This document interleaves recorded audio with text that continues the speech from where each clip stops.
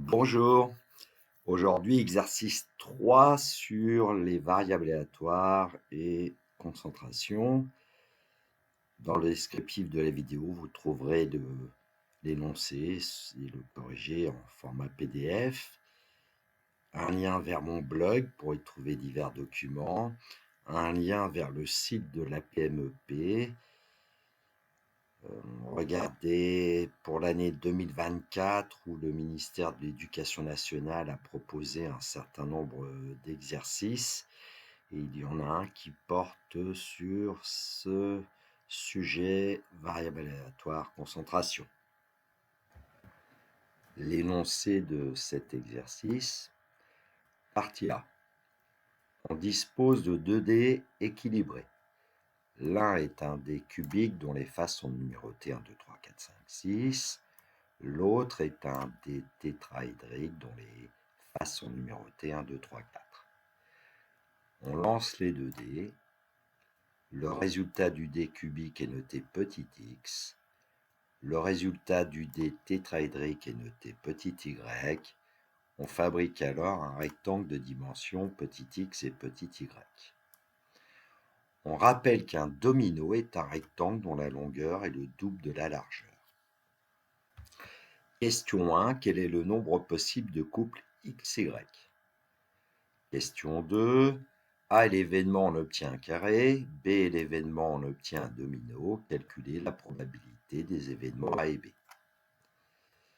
Question 3. On considère le jeu suivant. Si le joueur obtient un carré, alors il gagne 5 euros. Si le joueur obtient un domino, alors il gagne 2 euros. Dans tous les autres cas, il perd 2 euros. Soit granger la variable aléatoire correspondant au gain en euros de ce jeu. Petit a, déterminer la loi de probabilité de la variable aléatoire grangée. Petit b, ce jeu est-il équitable, justifié? Partie b, grand X est la variable aléatoire donnant la valeur de petit x. Grand Y est la variable aléatoire donnant la valeur de petit y. On considère que les variables aléatoires grand X et grand Y sont indépendantes.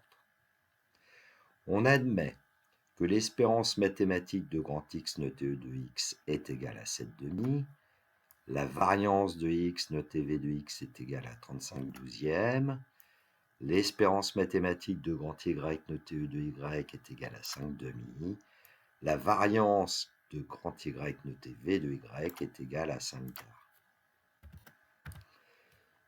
Question 1. Grand S est la variable aléatoire donnant la valeur du demi-périmètre petit s du rectangle de dimension x et y obtenu à l'issue du lancer des 2 dés.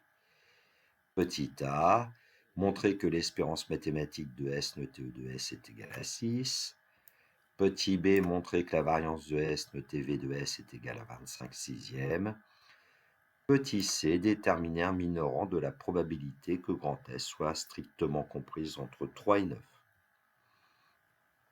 Question 2. On lance 10 fois les 2 dés.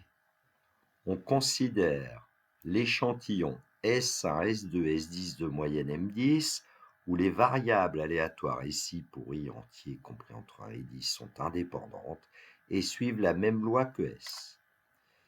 Petit a, calculer l'espérance mathématique de M10 notée E de M10. Calculer la variance de M10 notée V de M10. Petit b, en utilisant l'inégalité de concentration, justifier que la probabilité que M10 soit strictement comprise entre 5 et 7 est supérieure ou égale à 7/12. Question 3. On lance n fois les 2 dés où n désigne un entier naturel non nul. On considère l'échantillon S1, S2, Sn de moyenne Mn où les variables aléatoires SI pour i entier compris entre 1 et n sont indépendantes et suivent la même loi que S. Petit a, en utilisant l'inégalité de concentration, déterminer un minorant de la probabilité que Mn soit strictement comprise entre 5 et 7. Petit b, à partir de quelle valeur de petit n peut-on affirmer que la probabilité que Mn soit strictement comprise entre 5 et 7 est supérieur ou égal à 0,95. Partie A. Question 1. Quel est le nombre possible de couples x, y? On pose grand E égale 1, 2, 3, 4, 5, 6, sont les résultats du D cubique. Et grand F égale 1, 2, 3, 4, ce sont les résultats du D tétraédrique. Soit oméga, l'ensemble des couples x, y, où x appartient à grand E et y appartient à grand F. On peut dire que le cardinal d'oméga, c'est cardinal de croix F. Donc, d'après le cours, cardinal d'oméga, cardinal de multiplié par cardinal de F. Donc, cardinal d'oméga égale 6 fois 4. Donc, cardinal d'oméga est égal à 24. On répond à la question, le nombre possible de couples XY est 24. Question 2. Calculer la probabilité des événements A et B. Alors, je propose un tableau à double entrée qui nous permet de voir tous les couples XY ici. Donc, quand x vaut 1 par exemple et y vaut 3, on obtient évidemment le couple 1, 3, etc. Alors, j'ai colorié en vert les couples qui vont nous donner un carré, en rouge les couples qui vont nous donner un domino. Par exemple, 6 c'est le double de 3. Donc, les couples donnant un carré sont 1, 1, 2, 2, 3, 3, 4, 4. Il y en a 4. Je vais me donner l'ensemble A en extension. Pour trouver la probabilité d'obtenir un carré, c'est P de A égale, alors cardinal de A sur cardinal d'oméga, puisque nous sommes en situation d'équiprobabilité. Donc P de A, c'est 4 divisé par 24, autrement dit P de A égale 1 sixième si on veut la fraction irréductible. Les couples donnant un domino sont 1, 2, 2, 1, 2, 4, 4, 2 et 6, 3. J'ai donné l'ensemble B en extension. La probabilité d'obtenir un domino est P de B égale cardinal de B sur cardinal de oméga, donc P de B égale 5 divisé par 24. Question 3. Déterminer la loi de probabilité de la variable aléatoire grand G. La probabilité que grand G prenne la valeur 5, c'est la probabilité d'obtenir un carré, c'est-à-dire P de A, donc on obtient un sixième. La probabilité que le gain soit de 2 € est égale à P de B, donc on obtient 5 sur 24. Pour calculer la dernière probabilité, la probabilité que grand G prenne la valeur moins 2, j'ai préféré évidemment calculer 1 moins P de A moins P de B. On effectue le calcul, on trouve 15 sur 24, autrement dit 5 huitièmes comme fraction irréductible. Bien évidemment, ici, nous aurions pu aussi compter le nombre de couples qui donnent ni un carré ni un domino. Il y en a 15 d'après le tableau, donc 5 huitièmes pour la probabilité. On résume la loi de grand G à l'aide d'un tableau. Alors ici, je n'ai pas mis les fractions réductibles. Et puis, la petite cerise sur le gâteau, c'est évidemment le jour de l'épreuve, on ne le fait pas, mais c'est d'avoir la loi de probabilité de grand G à l'aide d'une représentation en bâton. Donc ici, moins 2 la valeur, qui n'est pas écrite par le logiciel Géophare, 2, 5, et puis les 3 bâtons. Question 1b, ce jeu est-il équitable, justifié? Donc voilà pourquoi j'ai gardé les fractions avec le même dénominateur, c'est juste pour faire des calculs de tête. Donc on calcule G multiplié par probabilité de grand G égale petit g, j'ai appelé petit g le gain. Donc moins 2 multiplié par 15 24e, donc moins 3 divisé par 24. On effectue les calculs pour les 3 colonnes. Et ensuite, on calcule la somme des 3 nombres qu'on a obtenus. Et évidemment, ça nous donne 0 ici, de manière à peu près évidente. Pour calculer l'espérance mathématique de G, moins D multiplié par la probabilité que grand G égale moins 4, plus 2 fois la probabilité que G égale 4, plus 5 fois la probabilité que grand G égale 10. Ça nous donne la somme de ces 3 nombres. Donc on obtient bien 0. Quand l'espérance mathématique est égale à 0, on peut affirmer que le jeu est équitable. Bon, un petit complément graphique, juste pour illustrer la situation. Évidemment, c'est pas à faire le jour du bac. Voilà, donc j'ai placé ici la valeur pour moins 2, la probabilité, j'ai appelé P1 5/8. Pour la valeur 2, la probabilité, j'ai appelé P2 5/24. Pour la valeur 5, la probabilité, j'ai appelé P3 égale 1/6. Quand la valeur est négative, eh ben, je dessine un rectangle en dessous de l'axe horizontal.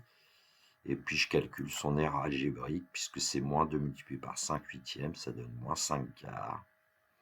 Pour le deuxième, bah, plus 2 multiplié par 5/24, 5/12, comme aire algébrique.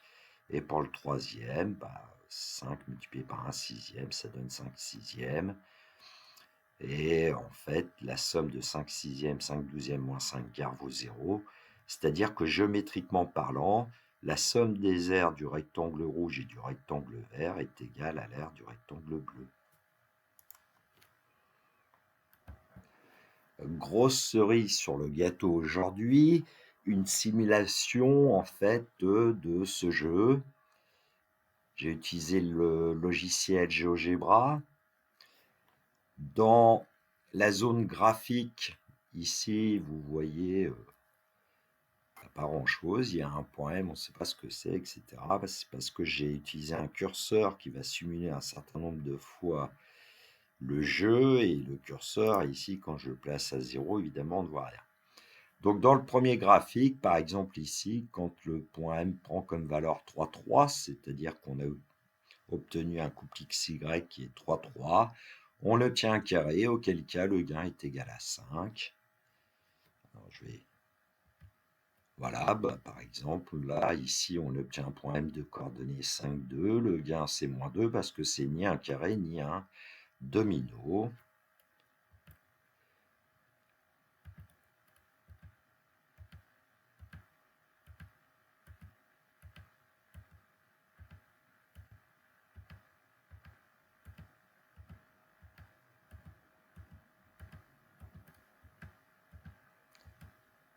Enfin, un domino qui apparaît au bout de 25 simulations. Donc le gain vaut 2 et on obtient un domino. Bon, pour la petite histoire, la seule personne qui m'appelait domino, c'était mon frère aîné. Donc quand dans la rue j'entendais domino, je savais que c'était mon frère aîné. Nous allons procéder à une simulation beaucoup plus intéressante maintenant, c'est en lançant évidemment le curseur. Alors dans le graphique 2, voilà ce que j'ai fait, c'est que j'ai placé en fait les points P1, P2, P3 qui correspondent en fait à la loi de probabilité de grand G. Et puis on va voir apparaître des fréquences expérimentales au fur et à mesure que le curseur va évoluer. A priori, les fréquences expérimentales devraient se rapprocher des probabilités. Alors en haut, j'ai placé des valeurs de P1, P2, P3 avec 3 chiffres après la virgule. Même chose pour F1, F2, F3. Lançons la simulation, c'est-à-dire on va animer le curseur K. Et au fur et à mesure du temps, on devrait voir que la distribution des fréquences expérimentales dans le graphique 2 se rapproche de la distribution des probabilités. C'est pour ça que j'ai tracé en rose le polygone des fréquences expérimentales et en noir, en pointillé, le polygone des probabilités.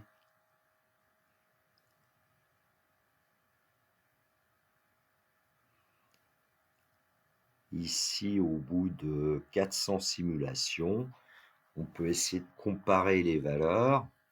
Donc la probabilité d'obtenir un gain égale à -2, 0,625, et la fréquence expérimentale obtenue, 0,648. Bon, il y a quand même un écart. Tiens, P2 égale F2, alors ça c'est quelque chose qui arrive pas forcément, mais ça peut arriver. Puis évidemment, il y a un écart entre F3 et P3. Alors l'avantage c'est qu'avec la touche F9, on peut recréer une autre simulation. Je ne vais pas la relancer, simplement voir que les fréquences vont changer normalement. Voilà, ici, 0,630 pour F1, c'est plus proche de P1 que tout à l'heure. 0,200 pour F2, 0,208 pour P2, 0,170 pour F3, 0,167 pour P3, c'est assez proche quand même. Alors, on voit que le polygone des fréquences expérimentales est très proche du polygone des fréquences théoriques, c'est-à-dire des probabilités.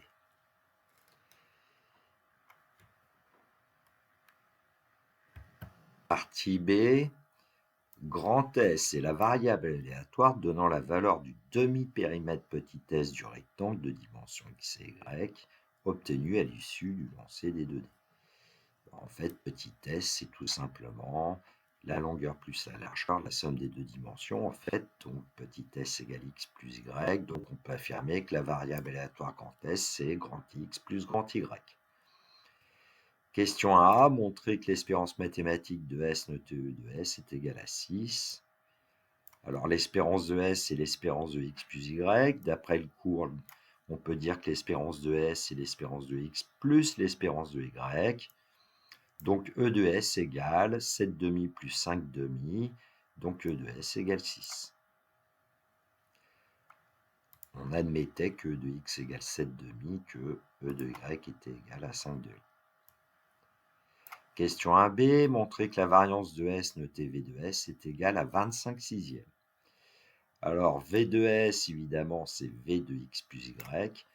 Et ici, l'information très importante, c'est qu'on suppose que X et Y sont indépendantes. Donc, on peut affirmer d'après le cours que V de S, c'est V de X plus V de Y. Application numérique, V de S égale 35 douzièmes plus 5 quarts. Ces deux nombres étaient donnés. Et donc, après réduction au même numérateur et simplification, on va obtenir V de S égale 25 sixièmes. À la fin de cette correction, on vérifiera la loi de X, la loi de Y et les calculs d'espérance et de variance. Question 1c, déterminer un minorant de la probabilité que grand S soit strictement comprise entre 3 et 9. Alors l'énoncé ne nous dit pas trop comment faire. En fait, j'ai vu que dans l'exercice proposé par le ministère de l'Éducation nationale, on ne dit pas forcément qu'on va utiliser l'inégalité de bien-aimé de Chebyshev, mais c'est ce qu'on va faire ici.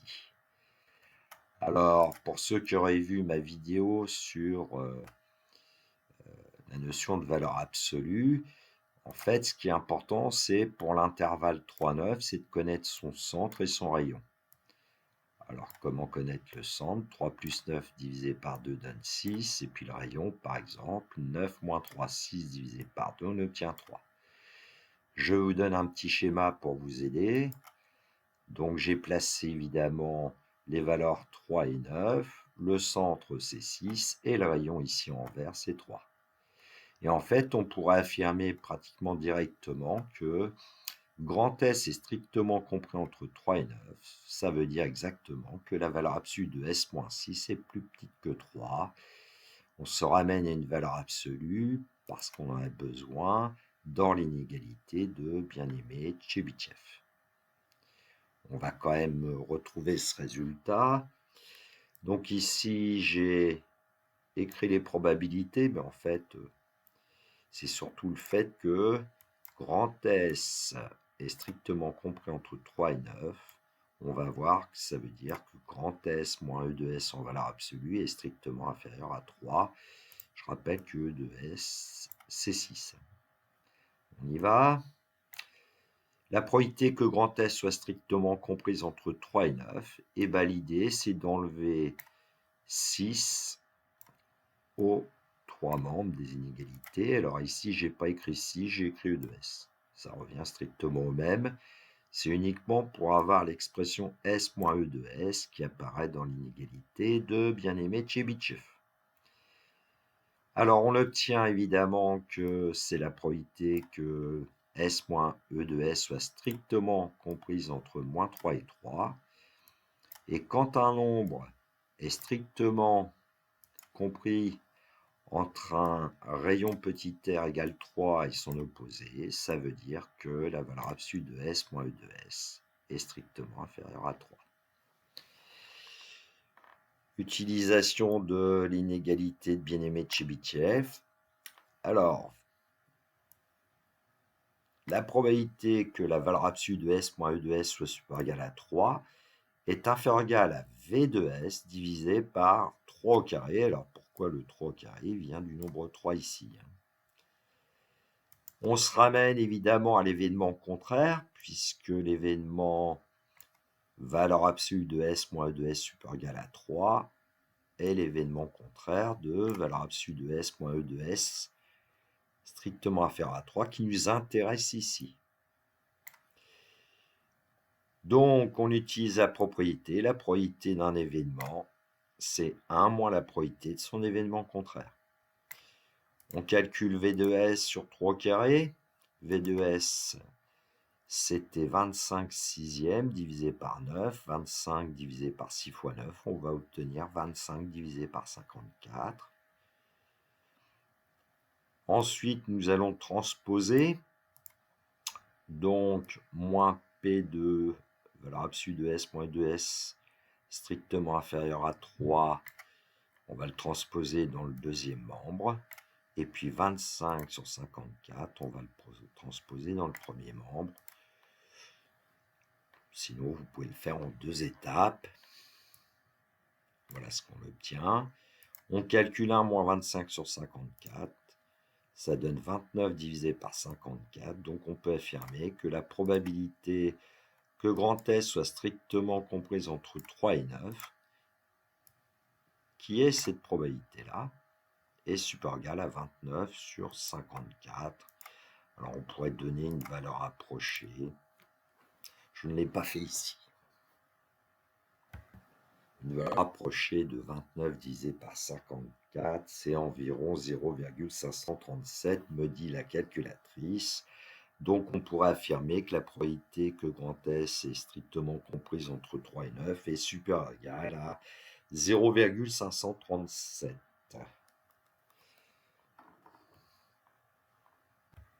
Question 2a, calculer l'espérance mathématique de M10 notée E de M10, calculer la variance de M10 notée V de M10. Alors l'espérance mathématique de M10, en fait, d'après le cours, on sait que c'est l'espérance de S. Donc c'est 6. Toujours d'après le cours, la variance de M10, c'est V de S divisé par 10. Et donc, on va obtenir 25 sixièmes divisé par 10, ça donne 25 soixantièmes. En simplifiant, on trouve que la variance de M10 est égale à 5 douzièmes. Question 2b, en utilisant l'inégalité de concentration, justifier que la probabilité que M10 soit strictement comprise entre 5 et 7 est supérieure ou égale à 7 douzièmes. Donc, à nouveau, nous allons traduire le fait que M10 est strictement compris entre 5 et 7. Le centre, c'est 6. Le rayon, ça sera 1. Allons-y. On soustrait 6 aux 3 membres. 5 moins 6, plus petit que M10 moins E de M10, puisque 6 c'est E de M10, plus petit que 7 moins 6. On obtient la probabilité que moins 1 soit plus petit que M10 moins E de M10, plus petit que 1. Et quand un nombre est strictement compris entre deux nombres opposés, ça veut dire que sa valeur absolue, M10 moins E de M10 est strictement inférieur à 1, donc on obtient ce résultat. On va utiliser l'inégalité de concentration. On pourra aussi utiliser l'inégalité de bien-aimé de Chebyshev, mais l'énoncé parle d'inégalité de concentration. Que nous dit cette inégalité? C'est que on va prendre évidemment l'événement contraire de M10 en valeur absolue moins E de M10 strictement inférieur à 1. L'événement contraire, c'est valeur absolue de M10 moins E de M10 supérieur ou égal à 1, et sa probabilité est plus petite que V de S divisé par 10, puisqu'ici nous avons ajouté S1 avec S2 jusqu'à S10, et ensuite pour avoir M10 on a divisé par 10, multiplié par 1 au carré, car ici nous avions 1. On passe donc à l'événement contraire, 1 moins la probabilité que valeur absolue de M10 moins E de M10 soit strictement inférieur à 1 est inférieur ou égal à, bien ici nous avons 25/60. V de S, on l'avait trouvé, et c'est V de S divisé par 10, donc c'est 25/60. On pourrait même dire aussi que c'est 5/12, ce que j'ai fait à la ligne du dessous. On transpose. 1 moins 5/12 est inférieur ou égal à la probabilité que valeur absolue de M10 moins E de M10 soit strictement inférieur à 1. Cet événement-là, c'est en fait le même que l'événement M10 strictement compris entre 5 et 7, nous l'avons vu au début. Et donc nous pouvons affirmer que la probabilité que M10 soit strictement compris entre 5 et 7 est supérieure ou égale à 7/12. À l'écran le schéma pour bien vérifier que M10 est strictement comprise entre 5 et 7 correspond à valeur absolue de M10 moins 6 strictement inférieure à 1. Question 3.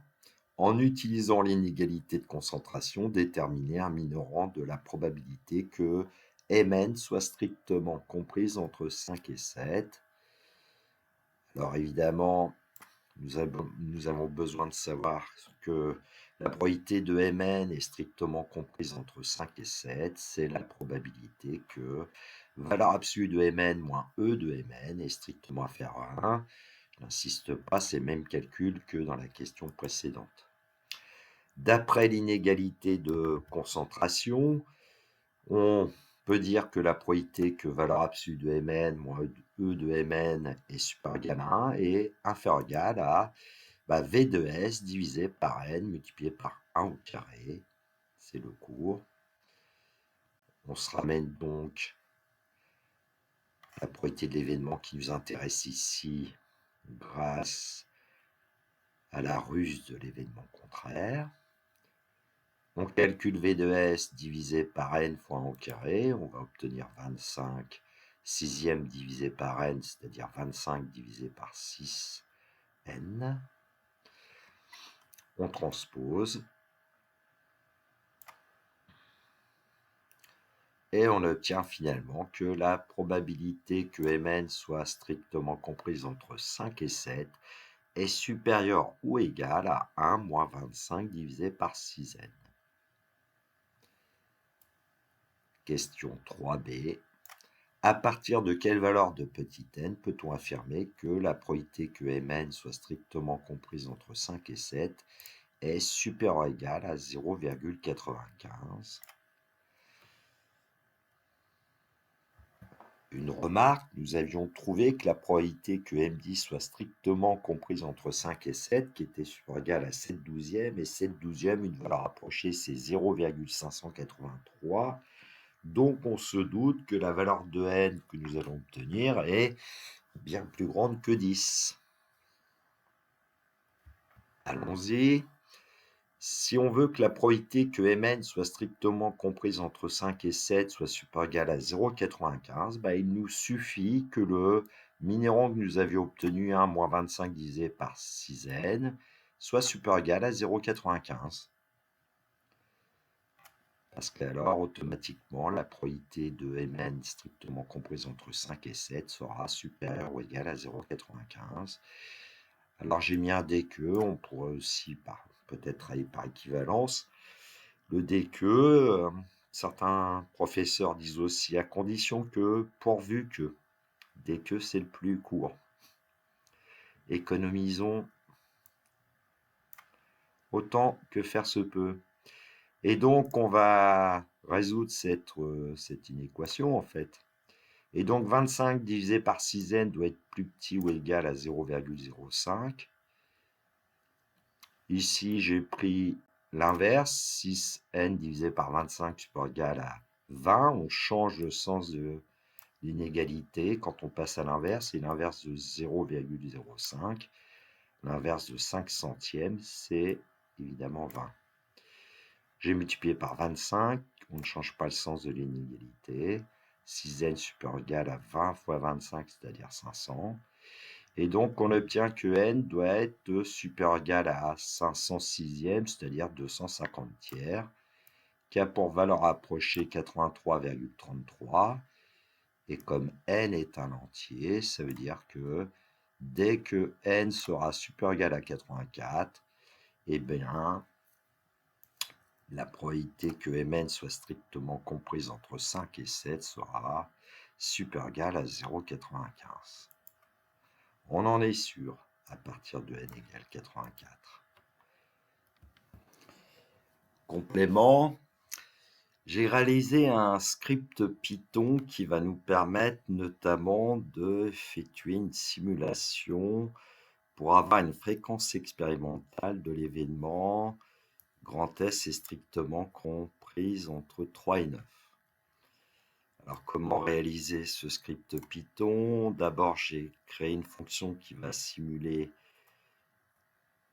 une valeur de S. Donc, pour le lancer du premier dé, x prendra la valeur partie entière de 6 fois random plus 1. Je rappelle que random, c'est un nombre au hasard choisi dans l'intervalle 0,1. Donc, même chose pour le lancer du deuxième dé, y, ce sera la partie entière de 4 fois random plus 1. On effectue la somme et on obtient une valeur de S. Ensuite, j'ai appelé une fonction frec pour fréquence expérimentale. Donc, on va effectuer n simulations. Petit c, c'est un compteur. Au départ, il vaut 0. Alors ici, ce sont des instructions graphiques. Nous verrons quand nous allons exécuter le script Python. Ensuite, eh bien, pour n simulation, qu'est-ce qu'on va faire? On va obtenir une valeur simulée de petit s. Si petit s est strictement comprise entre 3 et 9, eh bien, le compteur C augmente de 1. Je vais représenter un point de coordonnées JS colorié en bleu avec une bille. Sinon, on va colorier en bleu le point de coordonnées JS en rouge, avec une bille. Là, c'est une petite pause pour qu'on voit les points arriver au fur et à mesure de manière dynamique. On calcule la fréquence expérimentale que j'ai appelée petit f de l'événement S est strictement comprise entre 3 et 9. Le nombre, c'est le compteur divisé par le nombre de simulations. Bon, ça, c'est pour avoir la grille du repère et montrer le repère. Et enfin, on va renvoyer la fréquence expérimentale et comparer à 29 sur 54 qu'on avait obtenu. Voilà, j'ai demandé 400 simulations. Nous allons exécuter ce script Python. Tout en haut, la petite flèche. Un graphique devrait apparaître.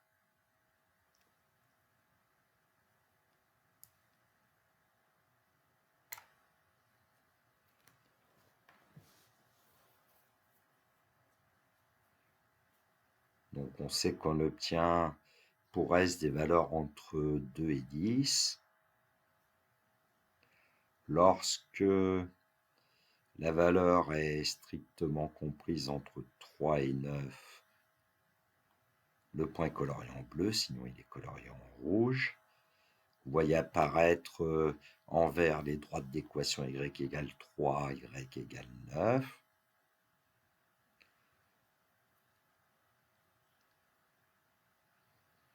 On peut observer que le nombre de billes bleues est plus grand que le nombre de billes vertes, de billes rouges. Nous allons voir ensuite, une fois que le graphique sera terminé, pour 400 simulations, une fréquence expérimentale de grand S strictement comprise entre 3 et 9. On va compter le nombre de billes bleues divisé par le nombre de billes.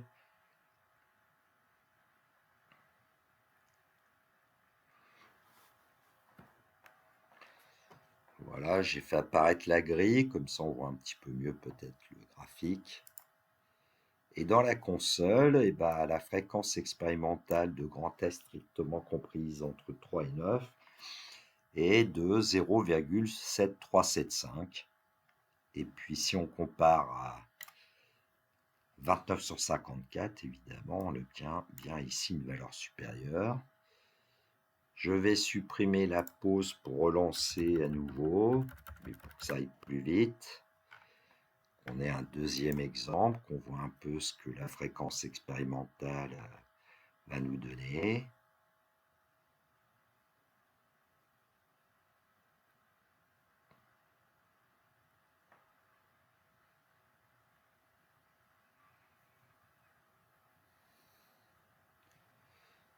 Voilà le graphique qui arrive. Je ferme. Là, on obtient 0,7725. En fait, la probabilité, on peut la calculer, elle est de 0,75 ici. À nouveau, on vérifie que la fréquence expérimentale est bien supérieure ou égale à 29 sur 54. La loi de X qu'on aurait pu établir, alors je ne vais pas trop insister parce que ce sont des choses que j'ai déjà traitées dans d'autres vidéos. En fait, c'est pour vérifier que 2x est bien égal à 7,5, que v de x égale 35 douzièmes. Évidemment, la loi de grand X est une loi uniforme discrète sur 1, 2, 3, 4, 5, 6. Même chose pour la loi de Y. On peut vérifier que 2Y égale 5 demi, V de Y égale 5 quarts. Évidemment, la variable aléatoire grand Y suit la loi uniforme sur 1, 2, 3, 4. Même probabilité pour chaque résultat. Pour obtenir la loi de S, ça c'est plus intéressant. Donc, à l'intersection d'une ligne et d'une colonne, on indique la valeur de petit s égale x plus y. Donc, petit x prend des valeurs 1, 2, 3, 4, 5, 6. Petit y, 1, 2, 3, 4. Et à l'intersection, j'ai effectué la somme. Et donc, pour obtenir la loi de grand S, le résultat 2 apparaît une seule fois sur 24 couples possibles. Donc, on obtient la probabilité que grand S prenne la valeur 2 est égale à 1 sur 24. Évidemment, la valeur 3, on l'obtient 2 fois, donc la probabilité d'obtenir grand S égale 3, 2 sur 24, et ainsi de suite.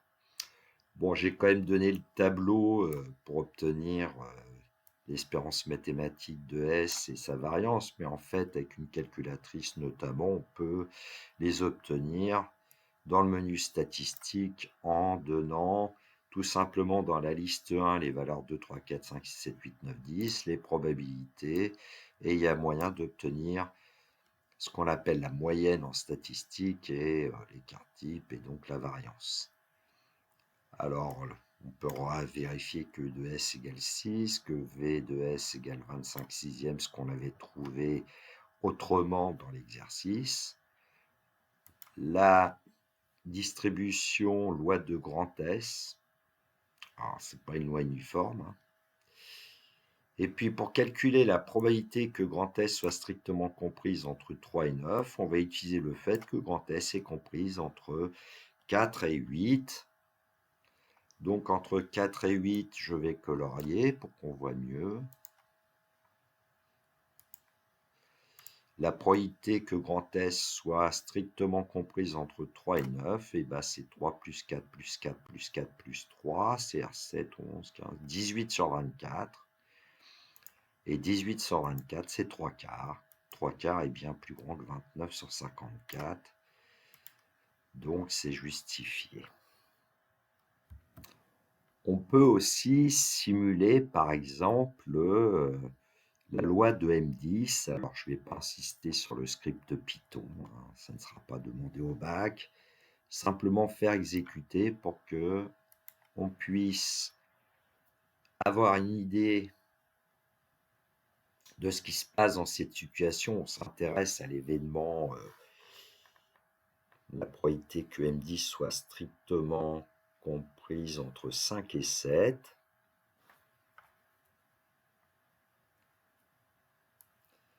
Alors, vous pouvez constater que sur le graphique, je n'ai pas pris les valeurs entre 2 et 10. Parce qu'en fait, la loi de M10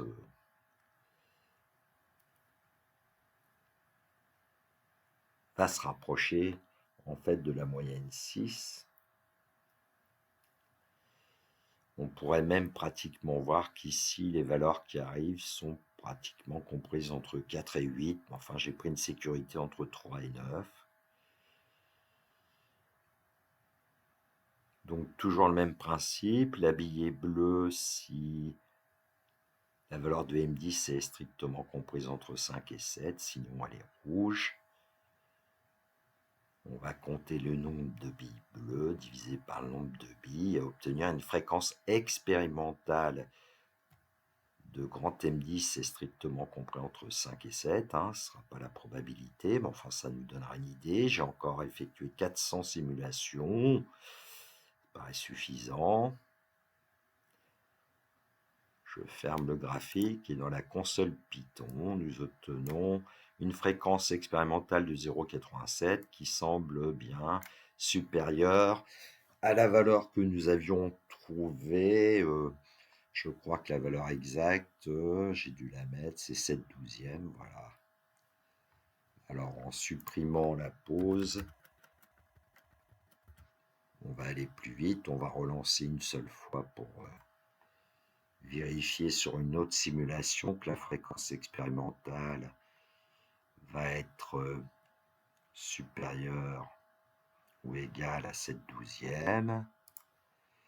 Voilà. Alors ici on avait 0,87, ici on a 0,855, etc. Alors on pourrait faire le même travail avec la valeur de n qu'on a obtenue pour que la probabilité que Mn soit strictement comprise entre 5 et 7 est supérieure ou égale à 0,95, mais en général on obtient toujours 1. Donc je vais éviter. Voilà, la correction de cet exercice 3 est terminée. Je vous souhaite une belle journée. Prenez bien soin de vous. Que la force soit avec les élèves de terminale qui passeront leur épreuve de bac en juin. N'hésitez pas à m'envoyer un commentaire constructif si vous avez des idées de vidéos sur des sujets de terminale.